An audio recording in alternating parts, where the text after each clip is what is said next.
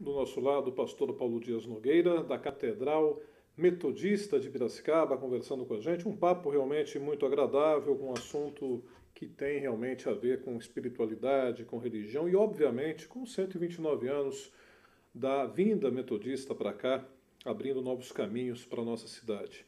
Pastor Paulo, com relação à questão hoje religiosa, não é? A gente percebe que, a exemplo de outros segmentos da sociedade a nível não só de Brasil, mas a nível mundial, existe muitas coisas, muitas confusões, muitas turbulências. As pessoas, ao mesmo tempo que elas procuram o exercício da fé, elas se sentem às vezes atraídas por algumas falas, por algumas posturas, algumas espetaculares em emissoras de televisão, essas coisas até um pouco fortes do ponto de vista de apegação a dinheiro, até me tomaria até a liberdade de dizer.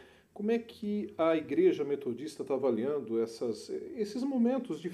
Nós temos hoje várias formas de se falar de Deus, mas alguns encaminhamentos estão realmente voltados muito fortemente na questão do poder do dinheiro, não é, como a solução dos problemas e da troca da fé pelo dinheiro, do dinheiro pela fé. Seria uma situação hoje que confunde muito todo o povo.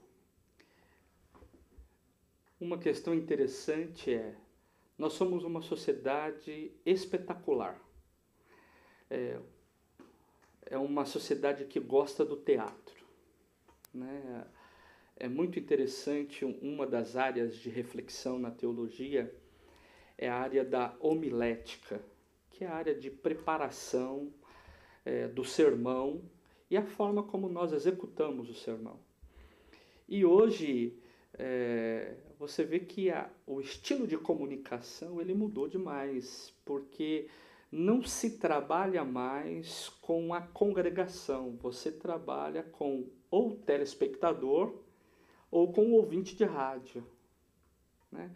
Então, hoje você tem muito dessa sociedade espetacular, que acostumou com os efeitos visuais, sonoros. Eu digo muito, assim, quando estou dando algum curso neste aspecto, que você induzir pessoas para fazer algumas coisas, basta você ter o poder da oratória, uma alocução bem feita, com um fundo musical, com uma trilha bem colocada, você consegue envolver pessoas dentro de um padrão, de uma ideia, e as pessoas começam a entrar no mundo que você cria por aquilo ali, né? Então, isso é o espetáculo, é aquilo que você consegue fazer por capacidade. E a religião ela tem se utilizado muito destes instrumentos, instrumentos da comunicação, instrumentos do marketing, né? E nem sempre tem sido uma boa utilização. O problema não é utilizar um instrumento, porque há um extremo que é de demonizar, né, aquilo. Não, isso não é sacro. Não, o instrumento é fantástico, o instrumento da mídia, as várias mídias são fantásticas. A questão é como nós utilizamos essas mídias.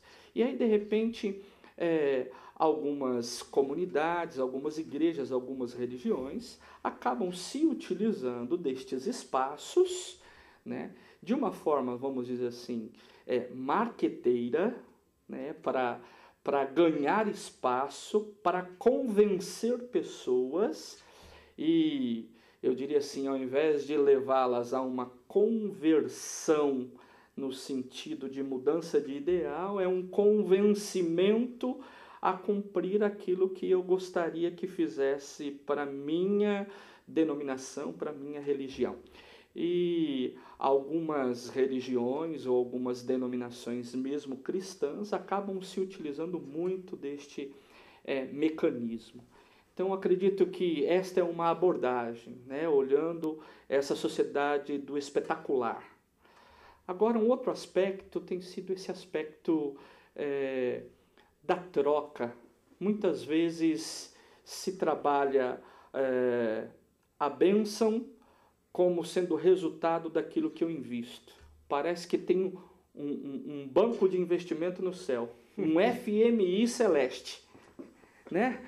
Você investe no fundo monetário e você vai receber em troca, né? O texto bíblico trabalha, parece que de uma forma muito diferente, trabalha a partir da graça, de um Deus que abençoa porque Ele é gracioso, porque Ele é bondoso, né? Ele nos dá da sua graça.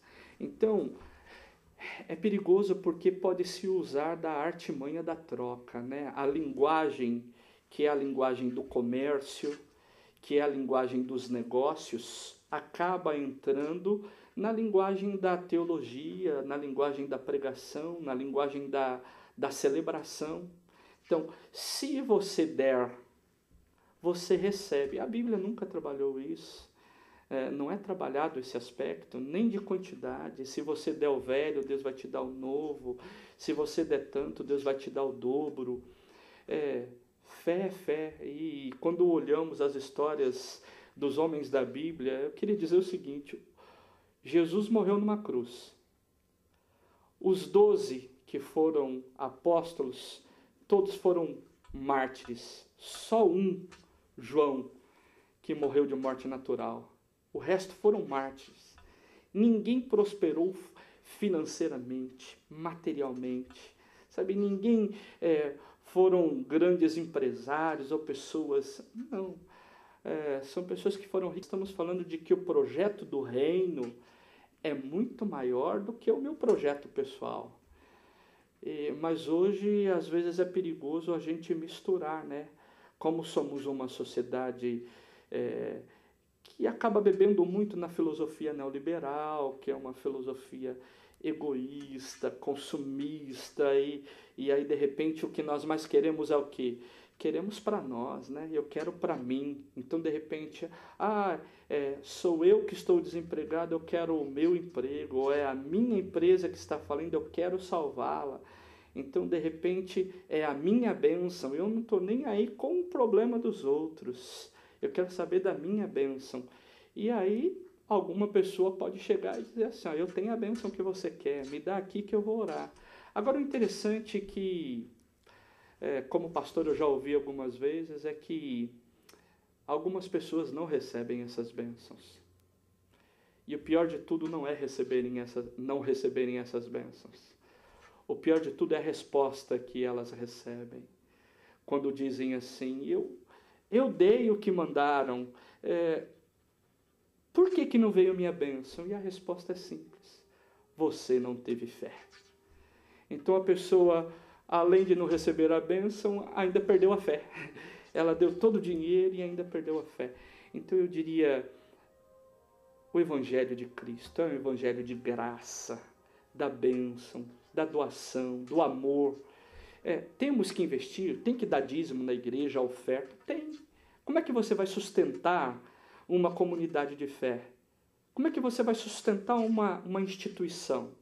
Agora, você dá de forma gratuita, graciosa, alegre, generosa, não porque troca.